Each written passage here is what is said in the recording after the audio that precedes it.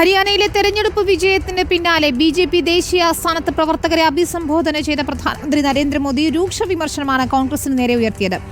ദരിദ്രരെ ജാതിയുടെ പേരിൽ തമ്മിലടിപ്പിക്കാൻ കോൺഗ്രസ് ശ്രമിക്കുന്നു. 100 വർഷം അധികാരം കിട്ടിയാലും കോൺഗ്രസ് ദളിതരെയോ ആദിവാസിയെയോ പിന്നാക്ക വിഭാഗത്തിൽപ്പെട്ടവരെയോ പ്രധാനമന്ത്രിയാക്കില്ല. സത്യവും വികസനവുമാണ് ഹരിയാനയിൽ വിജയിച്ചതെന്നും മോദി പറഞ്ഞു. हरियाणा में तीसरी बार लगातार कमल खिला है.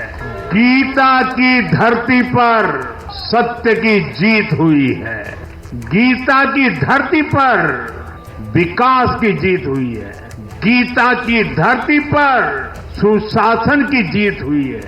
हर जाति हर वर्ग के लोगों ने हमें वोट दिया है. साथियों, जम्मू कश्मीर में दशकों के इंतजार के बाद आखिरकार शांतिपूर्वक चुनाव हुए, वोटों की गिनती हुई, नतीजे आए. ये भारत के संविधान की जीत है, भारत के लोकतंत्र की जीत है. നോബൽ മാരിക്കാരൻ നൽകും വിവരങ്ങൾ. നോബൽ, ഹരിയാന ജമ്മു കാശ്മീർ തെരഞ്ഞെടുപ്പ് ഫലങ്ങളെ പ്രധാനമന്ത്രി എങ്ങനെയാണ് നോക്കിക്കാണുന്നത്?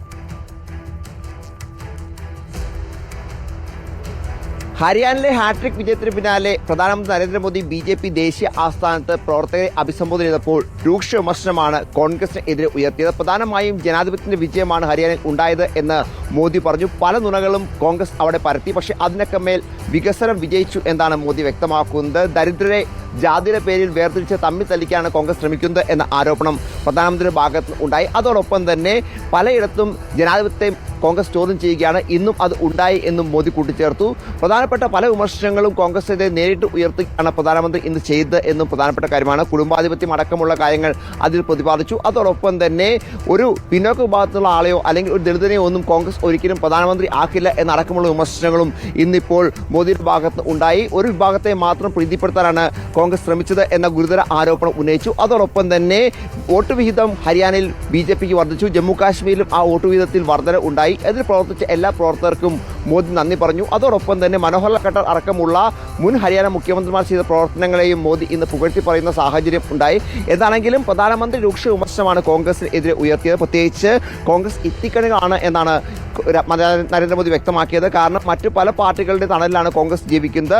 പലയിടത്തും ബിജെപി അധികാരത്തിൽ വരുന്നു. വീണ്ടും വീണ്ടും സർക്കാരുകളെ അവിടെ ജനങ്ങൾ ബിജെപി സർക്കാരുകളെ ജനം തെരഞ്ഞെടുക്കുന്നു. എന്നാൽ കോൺഗ്രസ് എവിടെയെങ്കിലും തുടർഭരണത്തിൽ എത്തിയ കാഴ്ച കണ്ടിട്ടുണ്ടോ എന്ന ചോദ്യം ഉൾപ്പെടെ പ്രധാനമന്ത്രി ഉന്നയിച്ചു. എന്താണെങ്കിലും പ്രധാനമന്ത്രി ഉയർത്തിയത് വലിയ വിമർശനങ്ങളാണ് കോൺഗ്രസിന് എതിരെ. ഇന്നിപ്പോൾ ബിജെപി ആസ്ഥാനത്ത് വൈകിട്ട് വലിയ ആഘോഷങ്ങളാണ് ഉണ്ടായത്. പ്രത്യേകിച്ച് ഹരിയാനയിൽ നേടിയ ഹാട്രിക് വിജയത്തിന്റെ ആഘോഷം വലിയ തരത്തിൽ പാട്ടും ഡാൻസും ഒക്കെ പ്രവർത്തകർ ആഘോഷിച്ചു. അത്ര ആവേശഭരിതമായിരുന്ന സമയത്താണ് പ്രവർത്തകർക്കടുത്തേക്ക് പ്രധാനമന്ത്രി നരേന്ദ്രമോദി എത്തിയതും ഇത്തരത്തിൽ കോൺഗ്രസിനെ രൂക്ഷമായി വിമർശിച്ചുകൊണ്ട്. പ്രത്യേകിച്ച് വരാൻ പോകുന്ന നിയമസഭാ തെരഞ്ഞെടുപ്പ് ഉൾപ്പെടെ മുന്നിൽ കണ്ടുള്ള പ്രസംഗമായിരുന്നു ഇന്നിപ്പോൾ മോദിയുടെ ഭാഗത്തുനിന്ന് ബിജെപി ദേശീയ ആസ്ഥാനത്ത് ഉണ്ടായത്. ശരി, നോബൽ മാരിക്കാരനാണ് ദില്ലിയിൽ നിന്നും വിവരങ്ങൾ നൽകിയത്.